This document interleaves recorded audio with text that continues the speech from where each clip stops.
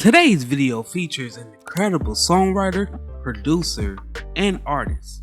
In the early years of Motown, his exceptional songwriting skills took supremacy. There's a long list of songwriters and producers who are often ignored into comparisons to names like Smokey Robinson, Norman Whitfield, and Holland Dozier and Holland, to name a few. Johnny Bristol's name is sometimes ignored when discussing the brilliant producers and songwriters of Motown.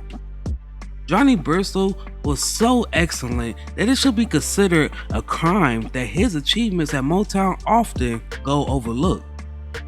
Before we get started in today's video, let's be sure to leave a like on the video, subscribe to the channel, and push that notification bell to be sure you won't miss out on any more uploads. Without further ado, let's cue that intro.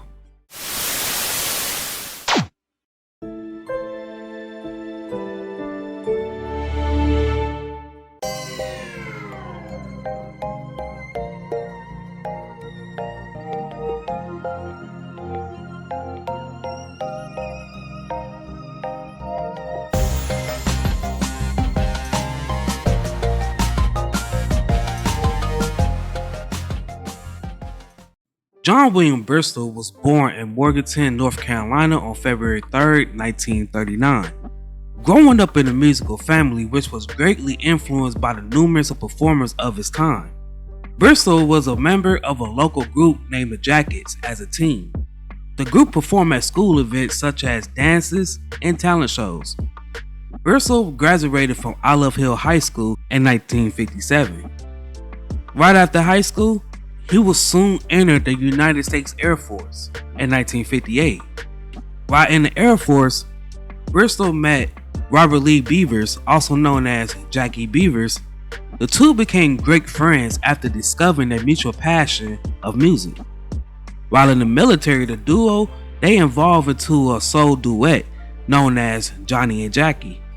The pair began recording for Anna Records, releasing singles such as Lonely and Blue, Lonely and blue, lonely and blue. Whoa, whoa, whoa. Let's Go to a Movie, Baby, Please, please, please come on, baby, baby, baby, baby. Hoy Hoy, I don't smoke, I don't play, and No One Else But You.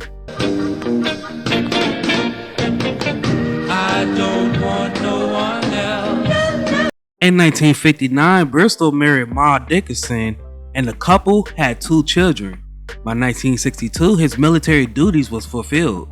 Anna Records was eventually bought out by Berry Gordy when Gwen Gordy married singer and producer Harvey Fuqua, and the duo started Tri-Five Records. None of the singles from the duo was successful, but they was popular in the Midwest area.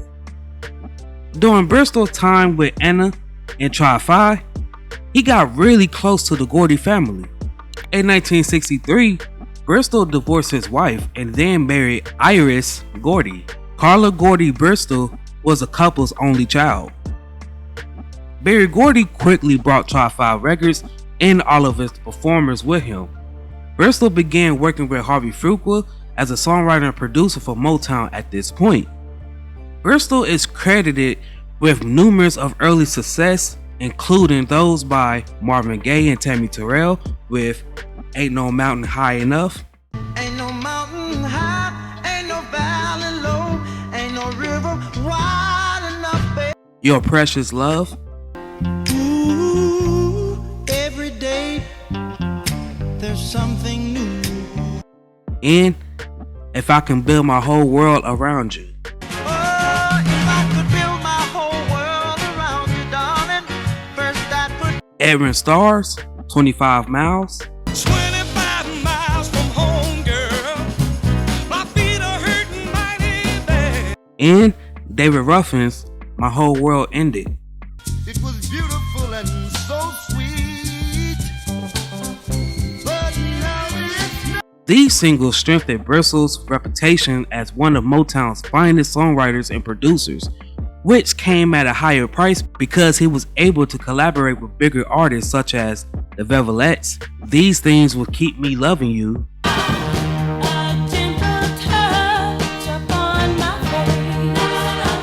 Gladys Knight and the Pips, I Don't Want to Do Wrong, Don't wanna do and Daddy Could Swear I Declare.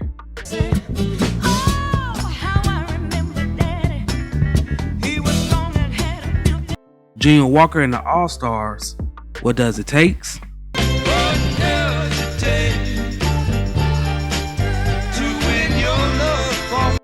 Gotta Hold On to This Feeling.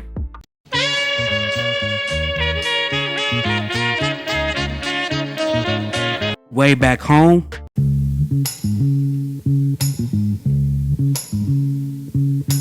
And Walk in the Night.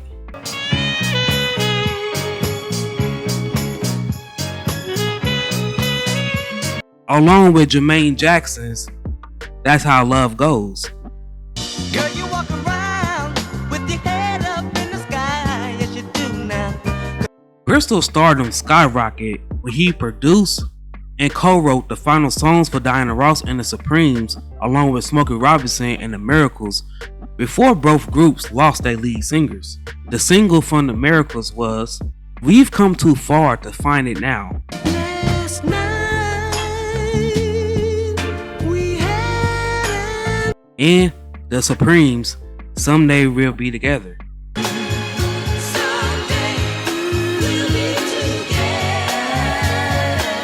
Now this song was a cover of Johnny and Jackie. In fact, the male voice on this song was Bristol. In 1973, Bristol, he would leave Motown. In fact, he was one of the performers who elected to leave Motown upon the label's relocation to Los Angeles in 1972. After his contract with Motown was terminated, he immediately joined as a producer with CBS Records. He would collab with several musicians while working there, including Randy Crawford, Tom Jones, Johnny Mathis, Jerry Butler, Boz Scaggs, and Marlena Shaw.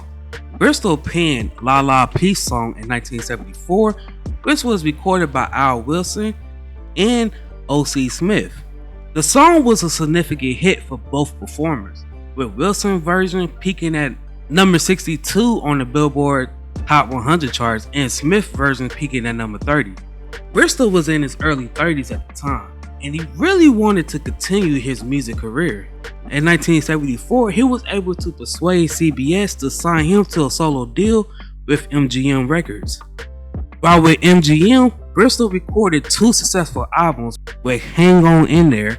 Now this album peaked at number 82 on the Billboard 200 charts and number 7 on the Billboard Top R&B Albums charts. This album's most notable hits was the Untold song, That sweet moment of surrender.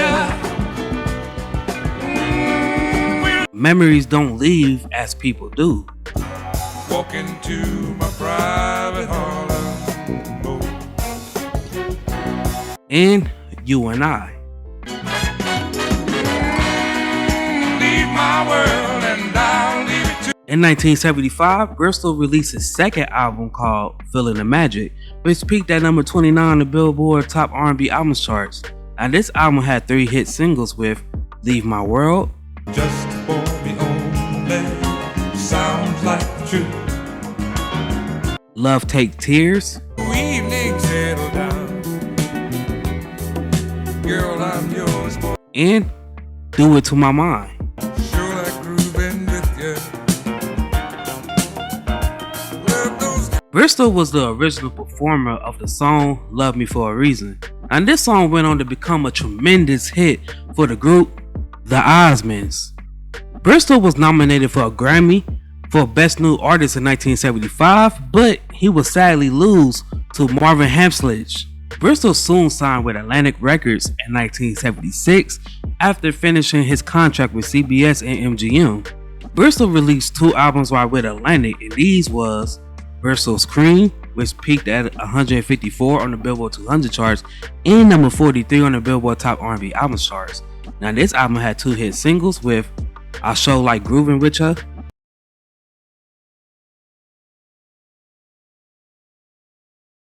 and You Turn Me On to Love. You turn me on.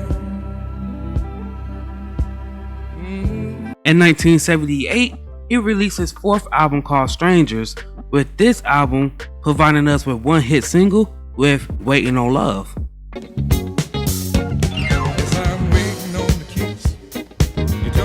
This album did feature two additional singles that I believe are unappreciated, with When He Comes The boy say, get down.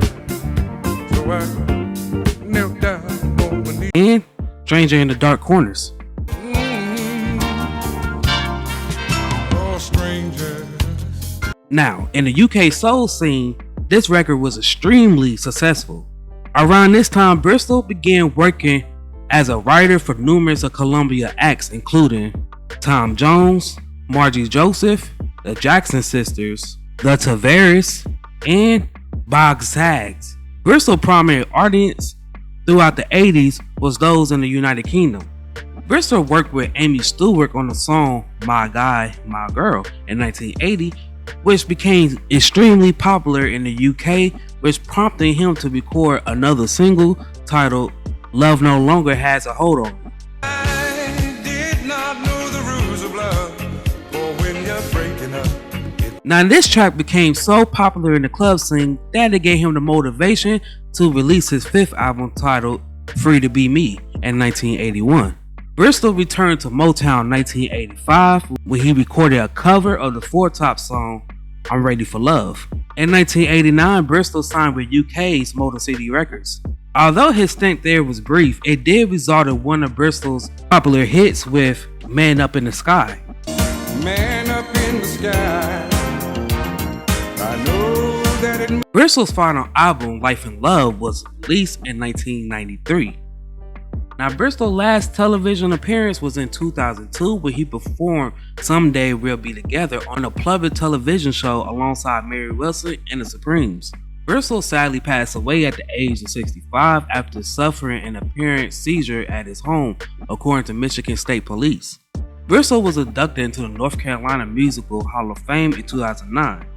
As of this recording, Bristol has yet to be inducted into any other Hall of Fame other than his home state. Now, after covering so many legendary artists for over the last 3 years, I really think it's about time for us to start a petition to at least get some of these artists the recognition that they deserve.